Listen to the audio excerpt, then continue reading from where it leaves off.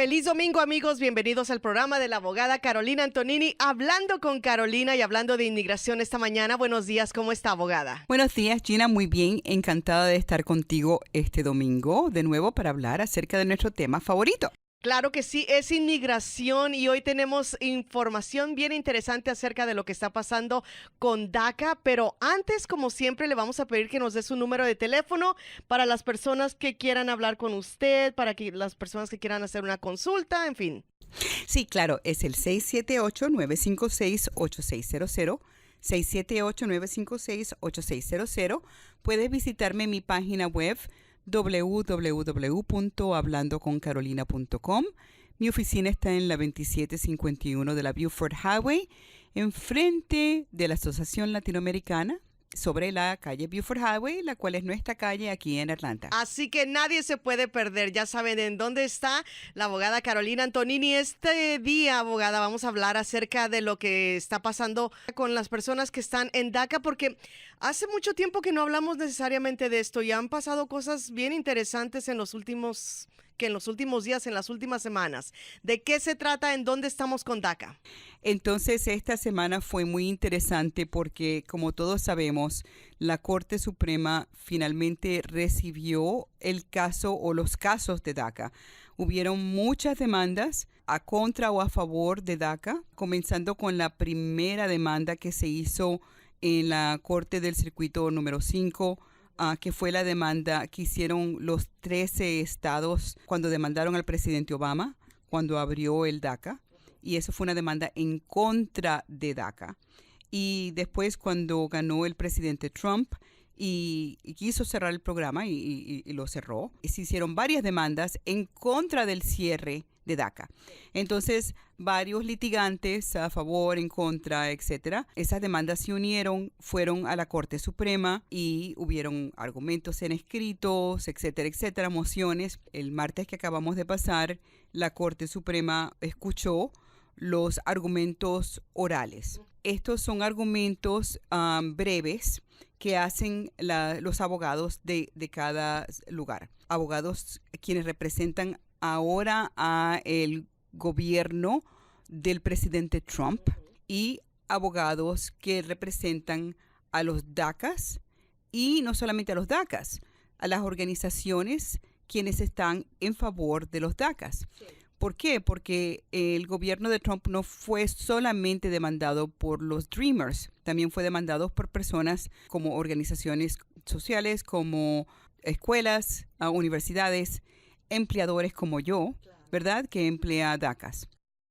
Lo interesante de que cuando uno va enfrente de la Corte Suprema es que los abogados tienen un tiempo limitado para hacer su argumento. Primero, el argumento hubiese sido del gobierno. El gobierno hubiese comenzado y puede dar el argumento abiertamente a la Corte Suprema. Un abogado puede hablar y hacer sus minutos que le tocan, pero en el momento que los jueces empiezan a hacer preguntas de lo que ellos quieran relacionado al caso, tiene que contestar esas preguntas. Entonces tiene su tiempo. Después que su tiempo se expira, le toca al otro lado, y una vez que su tiempo se le expira, el primer abogado, si reservó tiempo para hacer un cierre, hace sus últimos 2, 3 minutos, 5 minutos, el tiempo que ya ha reservado para su cierre, y el otro lado también. Y ya, después de haber hecho escritos y escritos y escritos en su argumento, últimamente los argumentos orales son una cápsula pequeña de resumen de lo que ya se hizo en escrito, la que ya se leyó en escrito. Cuando tú tienes un argumento oral en frente de la Corte Suprema, en realidad, eso lo que es una oportunidad para que los jueces te hagan preguntas de las cosas que ellos quieren oír o no te hagan preguntas.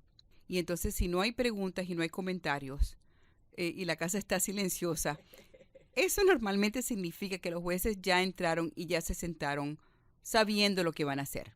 Pero aparentemente la Corte fue extremadamente activa. Se estaban haciendo preguntas uno sobre el otro, 2, 3 preguntas a la misma vez. Hubieron muchos choques de preguntas, mucha risa porque no sabía quién iba a preguntar qué primero. Los abogados no podían casi terminar lo que ellos prepararon para decir. No lograron decir lo que ellos venían preparados a decir porque los jueces tenían sus propias preguntas. Aparentemente, lo que nosotros sabíamos es que habían los jueces de la derecha claramente a favor del presidente Trump para cerrar el programa. Sabemos que teníamos los jueces liberales, Ginsburg, a la mano izquierda, claramente para mantenerlo abierto. Y tenemos preocupaciones de los jueces del medio que puedan tener que ser los que ponen el voto. Nuevamente, el juez general, el juez mayor de la Corte Suprema, el juez Roberts. Estoy un poco preocupada acerca de qué posición va a tomar Sotomayor, quien estaba haciendo preguntas acerca del impacto de las personas y tenía preocupación acerca de eso. Pero la jueza Sotomayor, a pesar de esas cosas, ha siempre tenido una tendencia de tomar decisiones que son puramente legal. Aún así, que las consecuencias humanas sean difíciles. Estamos hablando acerca de DACA y acerca de la Corte Suprema que estuvieron esta semana pasada en pláticas. Abogada, ¿cuál es el argumento del gobierno de Trump en esto?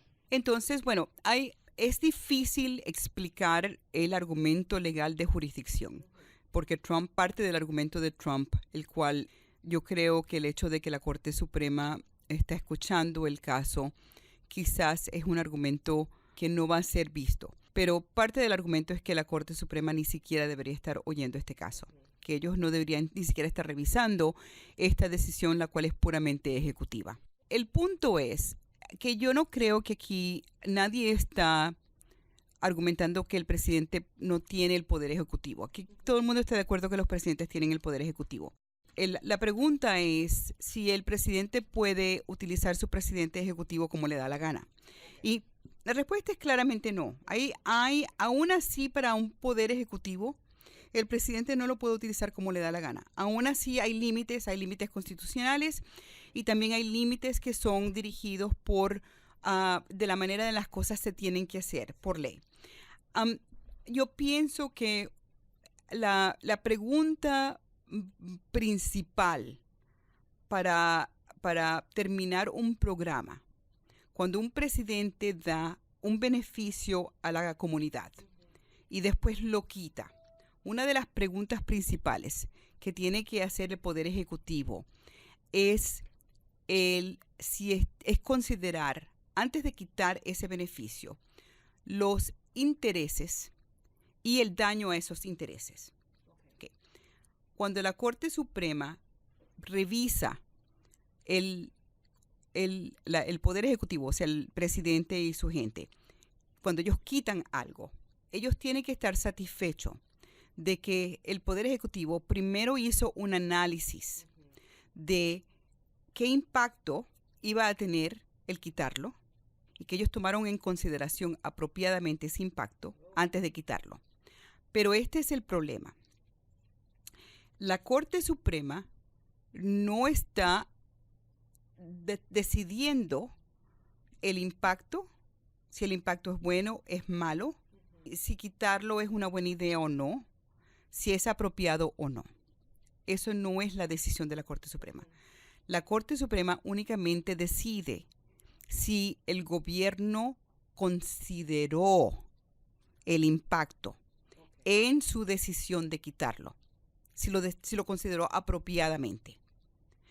Y no les dice, no lo puedes quitar, sino simplemente si consideraste el impacto antes de tomar esta decisión.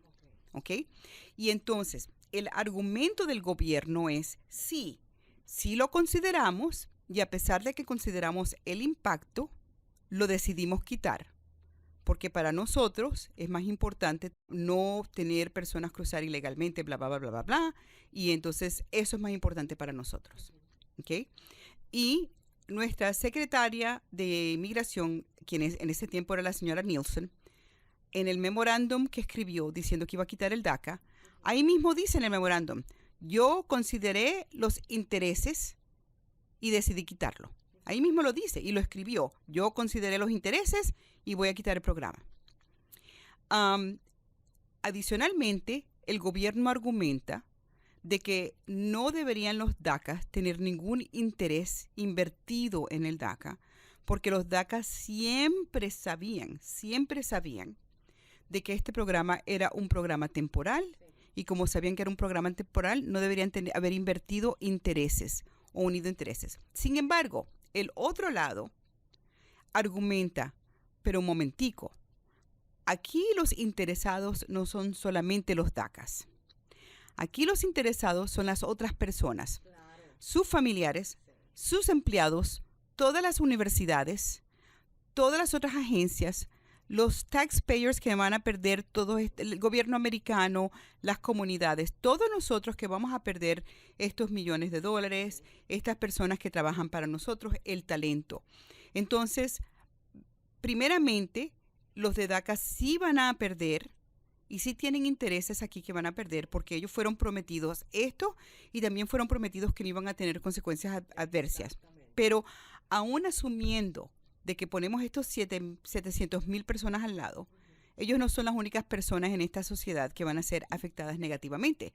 Somos el resto de las personas, ¿verdad? Personas como nosotros en nuestro bufete. Por ejemplo, que empleamos personas o hemos empleado personas que tienen DACA. O personas que llevan años en la universidad. Exacto, universidades que tienen, comunidades que tienen líderes de DACA, lo que sea.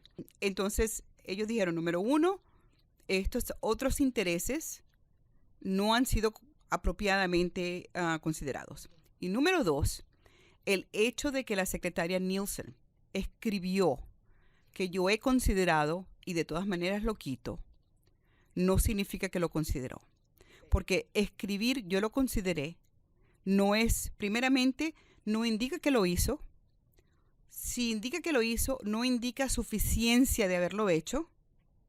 O si lo hizo suficientemente, no lo sabemos, porque haberlo dicho de esa manera no nos indica a nosotros que fue suficiente. Entonces la pelea, en mi opinión, la pelea principal, asumiendo que en realidad esta corte va a considerar fuertemente dejar no permitir que el gobierno de Trump quite el DACA por ahora. La pelea va a ser si los intereses invertidos en este programa y la pérdida de esos intereses fue realmente o no apropiadamente considerados por la secretaria Nielsen y el gobierno de Trump antes de decidir de quitar, porque eso es lo que requiere, eso es lo que requiere las reglas del gobierno cuando alguien quita un programa de beneficio una vez lo dio o cuando alguien hace algo con una regla ejecutiva.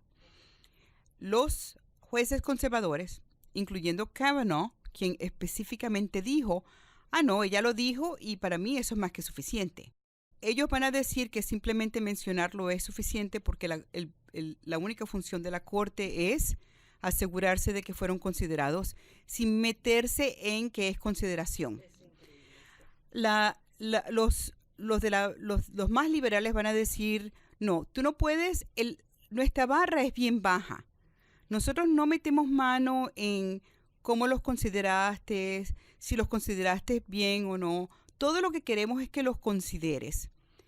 Es tan baja, pero el simplemente decir que los consideraste no es suficiente. Ni siquiera eso no es suficiente para lo que es una barra relativamente baja. Cuando le dice uno pregunta, ¿ya hiciste esto? Sí, ya lo hice. Ok, perfecto. Exacto. Te creo. Exacto.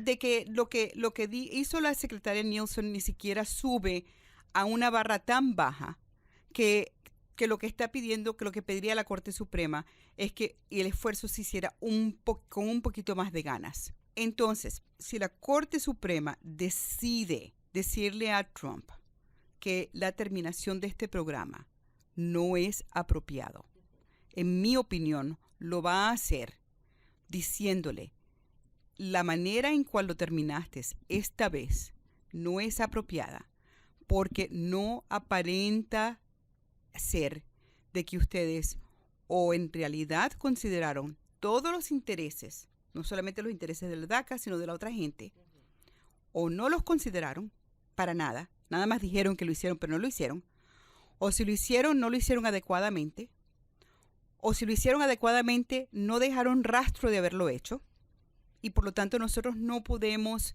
determinar si lo hicieron o no. Y el único momento en el cual ustedes empezaron a hablar acerca de que sí lo hicieron fue después de las demandas. O sea, cuando lo hicieron, nada más la palabra es en el memorándum. Cuando empezaron las demandas y se empezaron a dar cuenta de que la gente se empezó a quejar, fue cuando ustedes empezaron a decir, no, pero nosotros hablamos de esto y hablamos de esto, pero eso fue después. Sí. Por lo tanto, nosotros no tenemos ningún tipo de manera de evaluar si en realidad se hizo antes de hacer la decisión. Hacer estas evaluaciones después de que se hizo la decisión no es lo que la ley requiere. La ley requiere que eso se haga antes. Entonces, si los DACAs ganan esta decisión ahora, es porque la Corte Suprema determina de que no se hizo la evaluación de la pérdida de intereses apropiadamente o no se hizo, y eso le da la oportunidad al gobierno de Trump entonces de o hacer o pretender hacer la evaluación de nuevo, terminar el programa después de hacer esa evaluación y empieza la litigación de nuevo. Pero por lo menos, Gina, para ese entonces nosotros vamos a empezar a demandar de nuevo, y el momento que llegue eso de nuevo, viste, los 2, 3, 4 años, tenemos potencialmente nueva administración, asumiendo que los ciudadanos que están oyendo esto y que tienen la habilidad de votar se registraron, y podemos parar esta loquera. Ahora, hay también la posibilidad de que el voto del juez mayor, del Chief Roberts, sea, yo no pienso que la evaluación que hicieron fue apropiada, no aparenta ser apropiada, o no sé si fue apropiada o no, pero como no lo sé, yo lo que voy a hacer es que yo voy a tomar crédito, yo voy a darle a ellos crédito y tomarle la palabra de que lo hicieron, nada más porque ella dijo que lo hizo. La secretaria Nielsen dijo que lo hizo, y como oficial del gobierno le voy a tomar el sistema de honor y voy a decir, ok, ella dijo que lo hizo, le voy a tomar la palabra a ella, nuestra barra es bien baja, y puede irse y dar la mayoría a favor de Trump y el programa termina. La Corte Suprema tiene hasta junio 30 para tomar esta decisión. ¿Por qué junio 30? Porque eso es el último día de la Corte. Va a ser bien raro que la Corte Suprema no tome una decisión para junio 30. Yo creo que técnicamente hay la posibilidad de que la Corte decida deferir decisión hasta un otro término, llamar de nuevo para argumento, etcétera. Pero eso sería una cosa extraordinaria que no pasa en historia americana. Entonces yo no pienso que eso va a ocurrir. De nuevo, mi preocupación, lo digo en el récord, es yo estoy adivinando, ¿verdad? Estoy preocupada por Sotomayor y estoy preocupada por ella y por Roberts. Yo pienso que ellos dos son las personas que van a ponernos en la línea. No sé si, yo creo que está en las manos de ellos, básicamente. A lo mejor estoy equivocada porque a este punto estamos adivinando. Entonces, vamos a decir que sale la decisión y la decisión es positiva. La decisión es positiva, el gobierno de Trump entonces va a sacar otro memorándum terminando el programa, después de haber hecho o simulado haber hecho una evaluación de intereses, y empieza la litigación de nuevo. Los DACAs van a estar bien por un buen rato mientras seguimos litigando. Y ya veremos después de las elecciones qué pasa. ¿Por qué? Porque una vez de que tengamos las elecciones, si Trump y su gente ganan de nuevo, les aseguro que al menos de que los demócratas tomen ambas, el Congreso y el Senado, no va a haber el Dream Act, y el DACA va a terminar, porque la próxima vez que el DACA llegue a la Corte Suprema va a llegar con la evaluación de intereses que la Corte va a requerir que llegue. Entonces, eventualmente, si el DACA permite proseguir, la administración de Trump lo termina de nuevo, esta vez arreglando los problemas como hicieron con la barra de viaje a los musulmanos. Después de la quinta vez. Bueno, era la tercera, pero sí, tiene exactamente, sí, exactamente, añadiéndole sí. a 3 venezolanos y 2 coreanos del norte, exacto. Entonces, arreglándolo, eventualmente termina en las cortes federales, últimamente pasa. Si los demócratas o candidatos de buena conciencia de cualquier partido no toman control de ambos brazos del Congreso, no va a haber ley para los DACAs, y entonces empieza un gran caos para los DACA. Ahora, ¿qué pasa si entre ahora y junio 30 la Corte Suprema le dice que no a los DACA? Entonces, hay dos maneras de que el presidente puede terminar el programa. Puede terminarlo de la manera que fue anunciado, lo cual es que se expira para la persona en el momento de que su permiso se expira. Si tú tienes tu DACA y tu permiso se expira en 2 años, tu protección se expira en 2 años. Para las personas que tienen un DACA pendiente, no sabemos si significa que si se lo van a aprobar o no. Les ruego a las personas que tienen DACA, no importa si te falta un año completo en tu DACA, no importa si te falta un año y medio en tu DACA, aplica a renovar, aplica ya para renovar, con la esperanza de que por lo menos puedas sacarle 6 meses más, un año más a tu DACA en el evento de que lo necesites, ¿ok? A lo mejor pierdes el dinero, porque si la Corte Suprema en 1 semana y media dice que no, a lo mejor lo que recibes es una negación diciendo no te lo voy a renovar porque cerraron el programa. No lo sabemos, pero vale la pena la inversión. ¿Por qué? Porque es posible que le saques algo. Entonces, de acuerdo con lo que el cierre del programa que anunció antes de esta litigación, tu protección termina a medida de la terminación de tu permiso de trabajo. Lo problemático es el hecho de que ya hemos oído de que esta administración no tiene la intención de honorarle la palabra al presidente previo, quien prometió que ellos no iban a poner en proceso de deportación a los DACA. Entonces no tenemos ningún tipo de fe de que ellos no vayan a hacer eso a los DACAs. Al contrario, tenemos fe de que ellos van a hacer lo contrario.